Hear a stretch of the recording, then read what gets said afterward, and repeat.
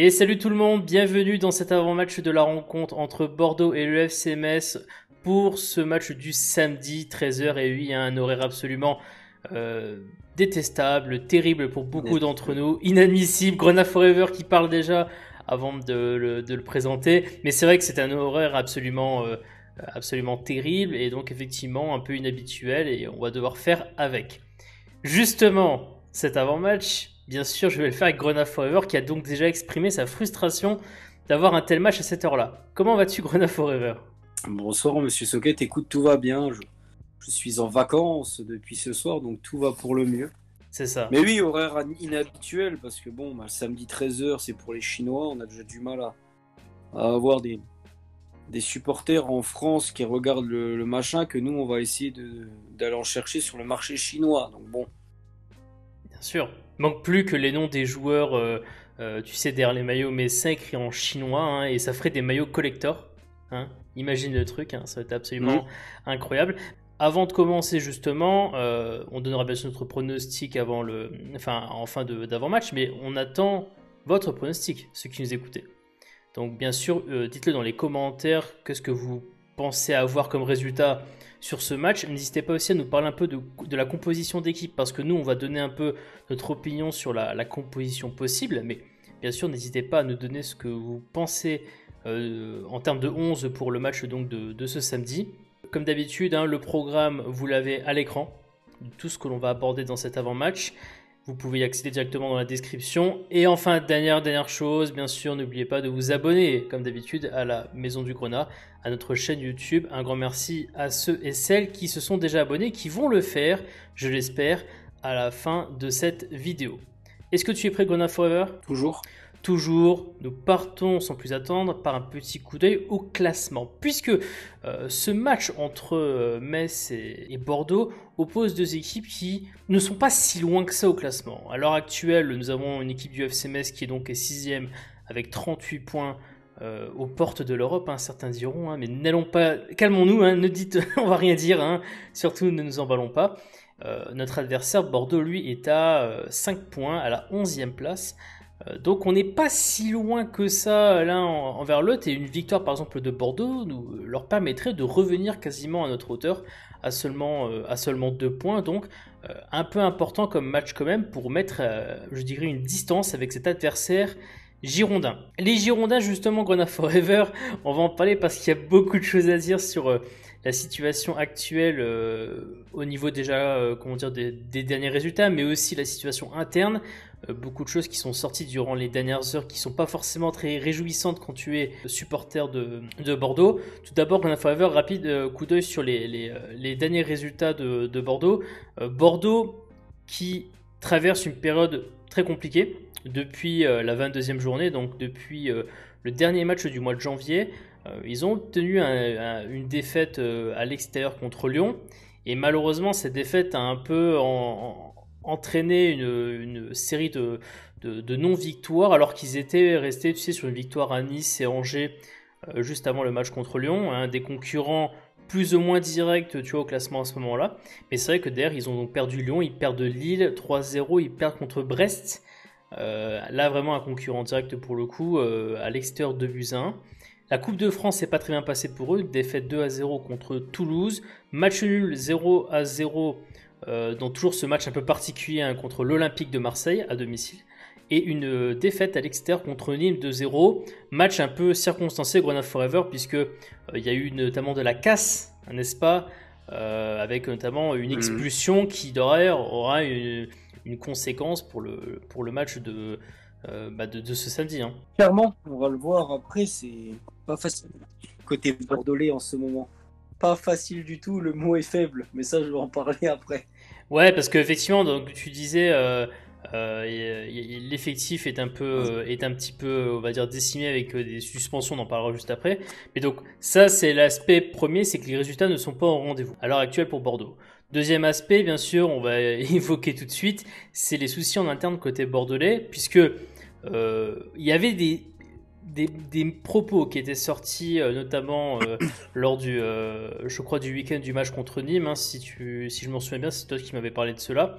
La grosse bombe est sortie quand même il y a quelques jours de la part de Monsieur Koscielny, hein, qui en conférence de presse a quand même dit que voilà, il y avait certains joueurs qui ont un tel comportement, notamment vis-à-vis de leur interrogation sur leur avenir, que voilà, t'as pas envie de travailler avec ces mecs-là, t'as pas envie de progresser, et qu'entre guillemets, l'idée c'est le plus vite possible d'expédier cette saison en se maintenant et de faire le ménage et de passer entre guillemets à un nouveau cycle. Ça a été confirmé d'ailleurs quand même par Jean-Louis Gasset, l'entraîneur de Bordeaux, qui justement avait expliqué aussi que voilà, à Lyon il y a quelque chose qui s'était cassé. Comme quoi ça remonte bien plus loin, tu vois, que seulement la défaite récente qu'a obtenue Bordeaux. Et donc effectivement il dit que, voilà, il y aura une composition avec des joueurs concentrés et investis. On va en parler juste après sur l'aspect des 11, mais en tout cas Grenade Forever, un adversaire qui au niveau des résultats a du mal, et en plus au niveau interne est à l'heure actuelle dans une spirale très très négative. Non, bah leur classement est un peu en trompe-l'œil en ce moment, parce que les 33 points, ils les sont après leur bonne série de début janvier. Mais depuis, c'est une succession, que ce soit au niveau résultats sportifs et niveau interne, qui sont catastrophiques, qui sont dans une spirale infernale. Encore pire que ce qu'on avait eu la semaine dernière avec l'OGC Nice, ça n'a rien à voir. Parce que là, le niveau du comportement entre Koscielny et ce que Adli aussi a dit la semaine dernière, avec le fait que certains joueurs jouent peut-être sur la réserve par rapport à ceux qui sont en fin de contrat, ceux qui sont sûrs de rester là l'année prochaine. Tout ça fait qu'ils sont un peu dans un cercle vicieux, et c'est tant mieux pour nous, mais pour eux, c'est très compliqué à vivre, je pense, au quotidien depuis de nombreuses semaines. Non, C'est ça, donc c'est un adversaire dans le doute voilà. à tous les niveaux, et ça c'est une proie plus qu'intéressante pour le FC Metz à ce moment-là, d'autant que Grenade Forever que, je l'ai dit, donc vous avez à nouveau les résultats du FC Metz à l'écran, mais le FC Metz est donc reparti en avant après ces 3 matchs sans victoire, donc le nul contre Montpellier, les défaites contre Saint-Etienne et Strasbourg. On a gagné 2-1 à l'extérieur dans un match qui n'a pas été simple non plus, comme on l'a dit dans le débrief du match, notamment sur la deuxième mi-temps. En tout cas, on est à nouveau sur un match à l'extérieur Grenade Forever. Et juste, chose importante, on est quand même dans un contexte Grenade Forever où nous jouons mercredi qui suit, à savoir dans 4 jours. Donc il y a quand même aussi cette question peut-être de gestion aussi des forces, parce que bah, tu joues dans 4 jours, et en plus d'ailleurs tu vas enchaîner sur la Coupe de France juste après. En tout cas, il y a quand même de la réflexion bien sûr dans cette idée de gestion pour le 11 des deux équipes. Moi je propose qu'on faveur qu'on aille dans le cœur du sujet, ce qui va beaucoup vous intéresser, ceux qui nous écoutez, à savoir les 11 des deux équipes. Tout d'abord, Grenade Forever, on va peut-être passer moins de temps dessus, mais il faut quand même en parler de ce qu'on peut avoir du côté de Bordeaux. Parce que donc Bordeaux, comme je le disais, a donc les soucis des joueurs qui sont pas très motivés pour jouer, qui ne veulent pas se donner à fond si l'on veut, et donc il y a déjà cet aspect-là à gérer. Il y a aussi des joueurs qui sont suspendus. Là, vous avez à l'écran la composition de Bordeaux contre Nîmes. Benito a donc pris une prune bien rouge face à Nîmes, et donc ne sera pas là, lui qui habituellement joue latéral gauche, et Adli est suspendu. Ce qui veut dire que la défense est amputée d'un élément quand même assez important, plutôt la défense latérale, le milieu de terrain aussi. J'ajouterais qu'il y a quand même de l'incertitude par rapport notamment, tu sais, alors j'ai un peu lu ça dans les forums, mais bien sûr, il y a les performances actuelles d'un joueur comme Kalou ou Oudin qui sont pas non plus virevoltantes, et qui n'en font pas des joueurs forcément titulaires contre Metz. Bien sûr, le cas Ben Arfa, important parce qu'il fait partie de ces joueurs qui effectivement seront libres à la fin de la saison, et fait partie de ce groupe de joueurs pointés du doigt par Koscielny notamment. Donc si on rassemble les propos que l'on a vus précédemment de Jean-Louis Gasset, peut-être que Ben Arfa ne va pas jouer non plus. En tout cas, ce qui est sûr, c'est que le groupe bordelais a lui bien été annoncé, avec quand même la présence de ces joueurs qui sont pas forcément hyper désirés, mais ils sont quand même présents. Alors après, par rapport aux joueurs suspendus notamment, la question qui est de savoir qui peut jouer à leur place. Grenade Forever, par rapport à Benito, est-ce que tu vois entre guillemets un Sabali peut-être, pour mettre un latéral à ce poste de Benito? Oh bah, ça sera forcément ça, avec Quateng à droite, et qui avait dépanné les 2 derniers matchs quand Sabali était absent côté droit, et Sabali qui revient de blessure pour dépanner côté gauche. Ouais, c'est ça, hein. Alors après, dans cette défense centrale, Koscielny, Mekshcher, normalement, ça devrait pas changer. Ou Koscielny Baye, Ouais. ça va dépendre.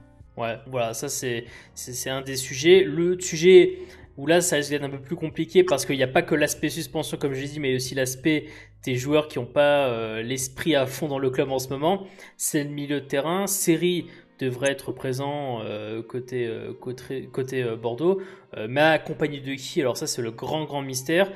Beaucoup de personnes parlent de Zerkan au milieu de terrain. Alors est-ce que Zerkan sera à côté de Seri ou alors plus vraisemblablement plutôt à la place de Ben Arfa si Ben Arfa ne joue pas. C'est là aussi une discussion. Tu m'as parlé aussi peut-être de Lakou, qui est aussi une option peut-être au milieu de terrain. Donc à voir en tout cas. Pour le milieu de terrain, encore une fois, il y a une interrogation de est-ce que Ben Arfa sera aligné ou pas. Parce que même si il n'a pas la tête forcément à 100% à Bordeaux, ça reste un joueur qui peut avoir une fulgurance et peut te faire mal. Donc, interrogation dessus. Et par rapport à l'attaque, bah écoutez, par rapport à l'attaque, normalement, donc il n'y a pas de suspendu alors qu'il est. Mais, comme je l'ai dit, à part peut-être Wang qui est indéboulonnable en attaque côté Bordeaux, parce que Wang, même si en ce moment il est dans le dur, et d'ailleurs toute l'attaque de Bordeaux, hein, je rappelle que Bordeaux c'est quelque chose comme 2 buts marqués en championnat durant les 5 derniers matchs, c'est ça Grenade Forever en Ligue 1 C'est ça. donc une attaque qui n'est pas très efficace. Donc, mais Wang reste quand même peut-être l'élément le plus fort sur le papier offensivement côté Bordeaux. Alors est-ce que Kalou ou est-ce que Houdin seront maintenus alors que leurs performances sont pas aussi simples à l'heure actuelle? Bon voilà quoi, ils ont appelé d'autres joueurs pour essayer un peu de tenter peut-être autre chose, hein. Pourquoi pas un Traoré, on peut poser une question. Mara, peut-être. Ouais, Mara aussi, parce que Mara a été également convoqué. En tout cas, il y a beaucoup d'incertitudes sur le 11 côté bordelais. Je parle même pas de l'aspect tactique, la formation tactique, parce que Bordeaux a joué en 4-2-3-1, si je me trompe pas, contre Nîmes. Est-ce que ils vont quand même forcer à nouveau ce système-là contre nous? Tu vois, là aussi, c'est pas sûr.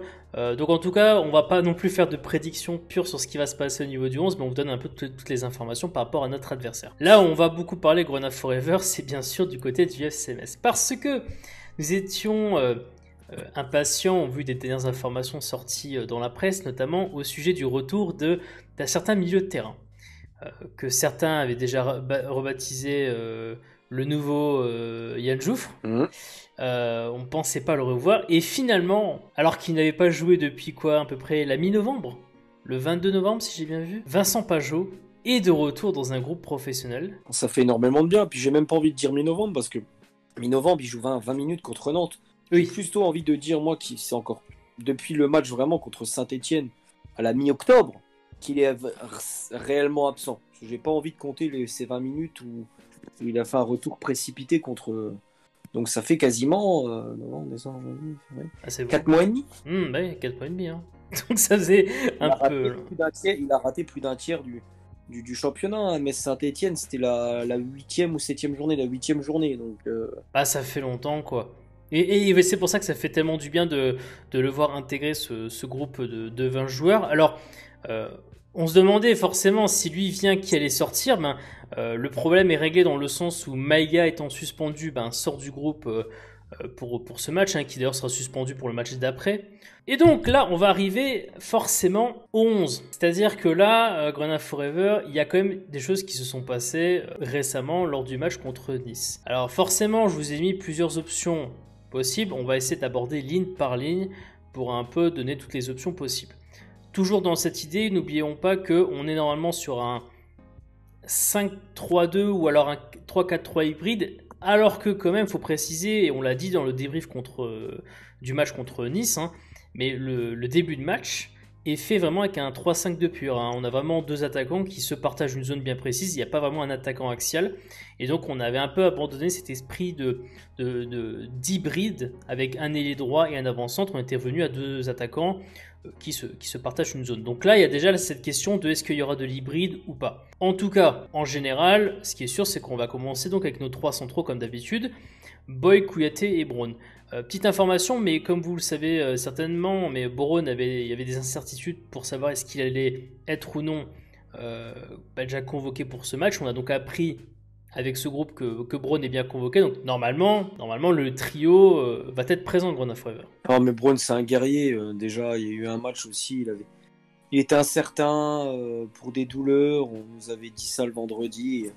On se doutait bien qu'il allait être dans le groupe le lendemain. Il jouera même. Il sera peut-être à 90%, mais il sera là, titulaire. Il n'y a pas de problème. Il n'y a aucun doute là-dessus. Hein. En tout cas, si jamais il y a un pépin à l'échauffement, on ne sait jamais. La quatrième option en défense centrale, c'est bien sûr Fofana, hein, normalement. On ne sait jamais, bien sûr. Là où ça devient intéressant, c'est sur les postes de piston, puisqu'on sait que le piston droit est Fabien Santonze, il n'y a pas de discussion là-dessus, mais évidemment, il y a la question du piston gauche, qui est, comme vous savez, le sujet préféré de Grenat Forever, puisque c'est le duel entre Hudol et Thomas Delaine.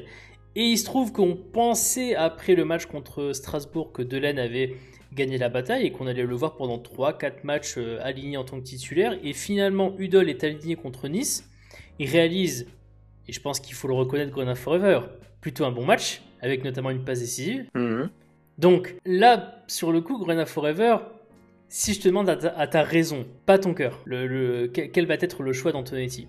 Tu penses qu'il va pencher de quel côté? Étant donné qu'il tourne beaucoup, j'ai envie de dire Thomas Delaine. Alors attention, non, mais si on veut dire qu'il garde la forme du moment et jouer la continuité, évidemment qu'il devrait continuer avec Mathieu Hudol. Mais étant donné que ce raisonnement-là, je l'avais eu déjà pour le match d'avant et qu'il a décidé de changer, je serais même pas étonné vu les problèmes défensifs bordelais du moment de vouloir les enfoncer, de mettre un profil un peu plus offensif.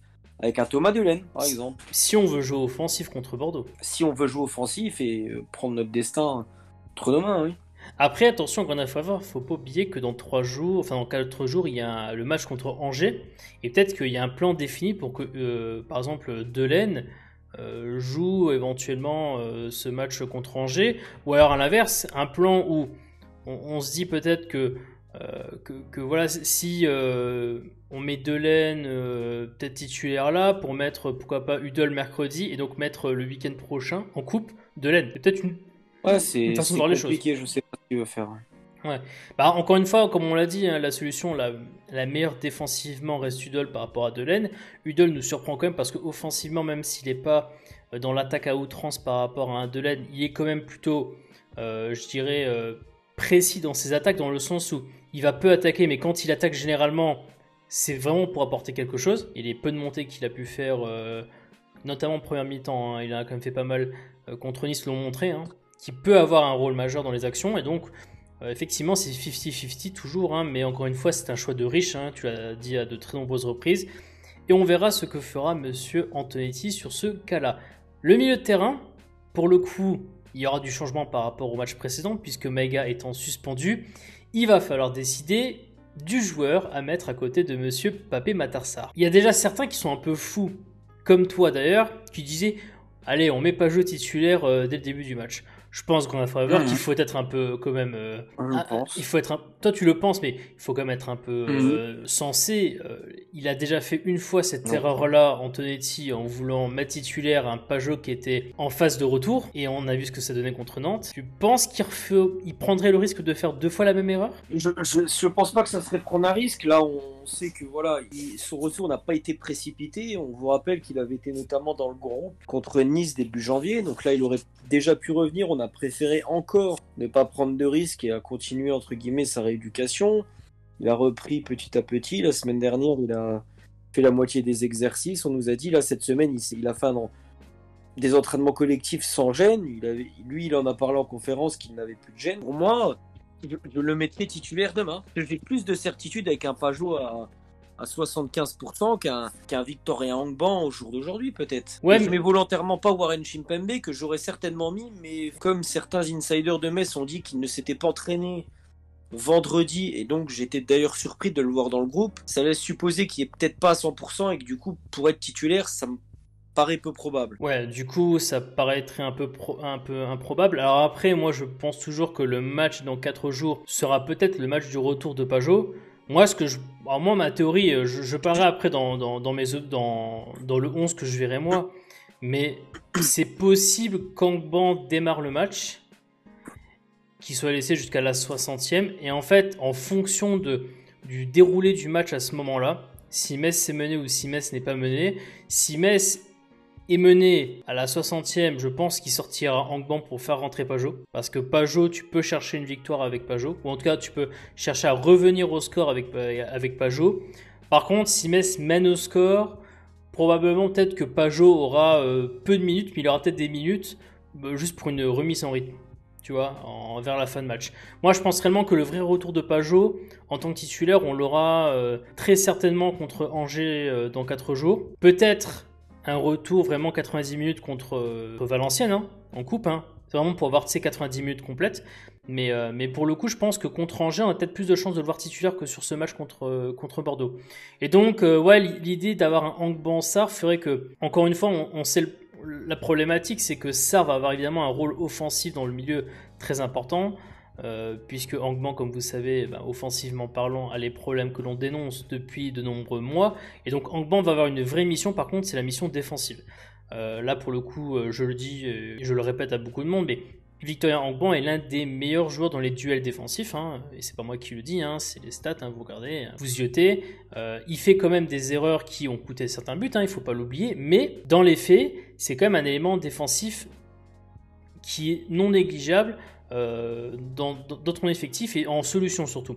Donc après, encore une fois, est-ce que l'objectif va être de te dire à un Sarr, je veux que tu sois comme Nice, c'est-à-dire que tu fasses beaucoup plus de rôle d'action défensive qu'offensif. Et dans ce cas-là, on va peut-être être un peu inquiété, hein, parce que miser sur l'aspect offensif avec un Angban, c'est pas très simple. Ou alors est-ce que c'est vraiment Angban qui va être un peu plus en retrait par rapport à un Sarr, et donc justement va pouvoir peut-être se concentrer sur la défense et laisser toute l'attaque le fait d'aller vers l'avant à Pape Matar Sarr, aidé notamment Gwana Forever par un Boulaya qui, comme on sait, a un rôle évidemment offensif, mais bien évidemment aussi un rôle défensif, hein, à ne pas oublier. Hein. Ouais, non, mais c'est dommage. Matar Sarr va avoir un rôle déterminant, parce qu'au final, que ça soit avec Angban ou pour moi Vincent Pajot, il aura quand même ce rôle, celui qui va devoir accompagner les actions. Et il a tellement un rôle prépondérant, parce que là, on est là à dire qui est là pour jouer aux côtés de Pape Matar Sarr. C'est fou de dire cette phrase au mois de février. Il y a 3 mois, on savait même pas s'il allait avoir une chance dans le groupe après son match à Lyon, enfin contre Lyon. Et là, on est en train de dire, de savoir qui est légitime pour jouer à ses côtés, tellement il est incontournable. Donc, alors qu'à l'époque, on disait même qui entre Angban et Sarr. Voilà. Donc ça bouge très vite. Mais il va avoir un rôle prépondérant. Oui, c'est sûr et certain. En tout cas, voilà, on donne un peu notre avis sur cette question du milieu de terrain, qui est aussi une question pas vraiment simple à traiter. L'autre question, c'est l'attaque. Parce que l'attaque, on est quand même Gwana Forever sur ce match de Nice où on a certes été content d'avoir un Gay marqué, mais mine de rien, c'était une bonne chose pour lui. Wagner a montré des choses intéressantes, même si il y a un peu de la frustration de voir notamment tous ces ballons perdus lors de ces dribbles manqués. Et j'avais dit aussi un truc important qu'on a forever lors du débrief, notamment le fait que si Antonetti veut jouer dès la première mi-temps en voulant presser l'adversaire, tu vois, en voulant être haut, vaudrait mieux avoir un attaquant qui soit quand même à l'aise dans la surface de réparation. Et on a dans notre effectif un attaquant de la sorte en la personne de Leia Iseka. Toi, est-ce que tu penses qu'il va renforcer Antonetti avec cette idée de mettre Wagner associé à Gay ou autre chose d'ailleurs, mais est-ce que ce duo-là, pour toi, il a une chance de vraiment réapparaître pour ce match contre Bordeaux? Pour moi, j'allais le dire, hein, de toute façon, demain, je vois Aaron Leia Iseka avec Lamine Gay. Déjà, de deux, parce que Antonetti nous a dit en conférence de presse qu'avec les problèmes physiques de Wagner, pour l'instant, il n'a pas l'explosivité pour jouer sur le côté. Et donc, c'est pour ça qu'il le met dans l'axe. Mais que dans l'axe, il se fatigue beaucoup plus vite quand il est titulaire. Et il manque de peps, du coup. Et c'est pour ça qu'il dit bien, il est donc plus intéressant quand je le fais rentrer en cours de match. Donc, j'ai sous-entendu que je pense qu'il considère Wagner pour samedi dans un rôle de joker. Et du coup, mettre un Aaron Leia Iseka avec une défense en face en plus, assez robuste et qu'un Laurent Koscielny et un Paul Bice, ça peut avoir de l'intérêt. Et avec un Lamine Gueye, évidemment, qui a fait un assez bon match à Nice et qui mérite de continuer son renouveau. Oui, bon, effectivement, pour le coup, je suis d'accord avec ton analyse sur l'aspect de Wagner. Alors, c'est peut-être pour ça aussi que justement, comme on l'expliquait dans le débrief du match contre Nice, Wagner n'était pas axial dans son placement moyen, mais était plutôt, tu vois, il était semi-excentré. Il n'était pas entièrement sur un côté, mais il était finalement dans une répartition un peu égale par rapport à Lamine Gueye, tu vois, sur le terrain.